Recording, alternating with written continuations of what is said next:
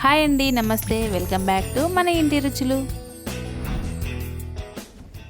ఈరోజు మన వీడియోలో సోయాబీన్స్ మరియు పచ్చి బఠానీతో చేసుకునే ఒక మంచి హెల్దీ రైస్ రెసిపీని చూద్దాము. వెరైటీగా ఏదైనా తినాలనుకున్నా, అన్నం కూర వండేంత టైం లేనప్పుడైనా హెల్దీగా ఇలా ఒకసారి ట్రై చేయండి. టేస్ట్ చాలా బాగుంటుంది. చేసుకునే ప్రాసెస్ కూడా చాలా ఈజీ. ముందుగా ఇలా స్టవ్ ఆన్ చేసి గిన్నె పెట్టుకొని ఇందులోకి ఆయిల్ వేసుకోవాలి. ఒక 3 స్పూన్స్ వరకు ఆయిల్ వేసుకొని, ఆయిల్ వేడైన తర్వాత ఇందులోకి హోల్ బిర్యానీ మసాలాలను వేసుకోవాలి. ఆ తర్వాత ఒక 3-4 పచ్చిమిర్చీలను పొడవుగా చీల్చుకొని వేసుకోవాలి. ఇలా వీటిని ఒకసారి కలుపుకొని ఒక 30 సెకండ్స్ అలా ఫ్రై చేసుకోవాలి. ఆ తర్వాత ఒక ఆనియన్ని పొడవుగా కట్ చేసుకొని వేసుకోవాలి. ఈ ఆనియన్స్ కాస్త రంగు మారేలాగా ఫ్రై చేసుకోవాలి. చూడండి, ఆనియన్స్ అనేవి ఇలా కాస్త రంగు మారిన తర్వాత ఇందులోకి కొద్దిగా పుదీనా, అలాగే కొద్దిగా కొత్తిమీర, కొంచెం కరివేపాకు వేసుకోవాలి. ఆ తర్వాత 1 స్పూన్ అల్లం వెల్లుల్లి పేస్ట్ వేసి వీటన్నింటినీ ఒకసారి బాగా కలుపుకోవాలి. ఇలా కలుపుకున్న తర్వాత వీటిని 1 నిమిషం ఫ్రై చేసుకోవాలి. ఇలా ఫ్రై అయిన తర్వాత ఇందులోకి 1 కప్పు వరకు సోయాబీన్ని వేసుకోవాలి. నేను వీటిని ముందుగానే వేడినీళ్ళలో వేసి వాటర్ అన్నీ పిండేసి ఇలా వేస్తున్నాను. ఆ తర్వాత ఒక పొటాటోని చిన్న ముక్కలుగా కట్ చేసుకొని వేసుకోవాలి. అలాగే 1 టమాటాని వేసుకోవాలి. ఆ తర్వాత కొన్ని పచ్చి బఠానీలను వేసుకోవాలి. ఈ పచ్చి బఠానీలు అనేవి మీరు కాస్త ఎక్కువ కావాలన్నా కూడా వేసుకోవచ్చు. ఇప్పుడు వీటన్నింటినీ ఈ విధంగా కలుపుకోవాలి. ఇలా అంతా కలుపుకున్న తర్వాత మూత పెట్టి 1 నిమిషం ఫ్రై చేసుకోవాలి.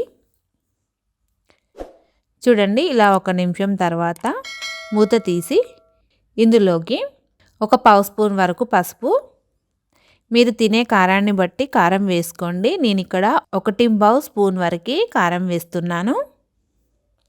ఆ తర్వాత రుచికి తగ్గట్టు సాల్టు, 1/2 స్పూన్ గరం మసాలా వేసుకోవాలి. ఇప్పుడు వీటన్నింటినీ బాగా కలిసేలాగా కలుపుకోవాలి. ఇలా కలుపుకున్న తర్వాత మూత పెట్టి మరలా 2 నిమిషాలు వీటిని బాగా ఫ్రై చేసుకోవాలి. ఈ ఉప్పు కారం అనేవి ఈ వెజిటేబుల్స్ అన్నిటికీ బాగా పట్టేలాగా 2 నిమిషాలు ఫ్రై చేసుకోవాలి. ఆ తర్వాత ఇలా మూత తీసి మరలా ఒకసారి అంతా కలుపుకొని ఇందులోకి మనం ముందుగా నానబెట్టుకున్న బాస్మతి రైస్ని వేసుకోవాలి. నేను ఇక్కడ 2 కప్పుల వరకు బాస్మతి రైస్ని ముందుగానే నానబెట్టాను. ఇలా వాటర్ ఏమీ లేకుండా రైస్ని వేసేసుకోవాలి. రైస్ని వేసుకున్న తర్వాత నిదానంగా కలుపుకోవాలి. ఇలా కలుపుకొని మూత పెట్టి ఈ రైస్ని 1 నిమిషం ఫ్రై చేసుకోవాలి వెజిటేబుల్స్లో. ఆ తర్వాత మనం తీసుకున్న రైస్కు తగ్గట్టు వాటర్ వేసుకోవాలి. ఇప్పుడు వీటన్నింటిని ఇలా కలుపుకొని హై ఫ్లేమ్లో 10 మినిట్స్ ఉడికించుకోవాలి. చూడండి, ఇలా వాటర్ అంతా దగ్గరగా ఇంకిన తర్వాత ఇప్పుడు మూత పెట్టి లో ఫ్లేమ్లో 10 మినిట్స్ ఉడికించుకుంటే రైస్ రెడీ అయిపోతుంది.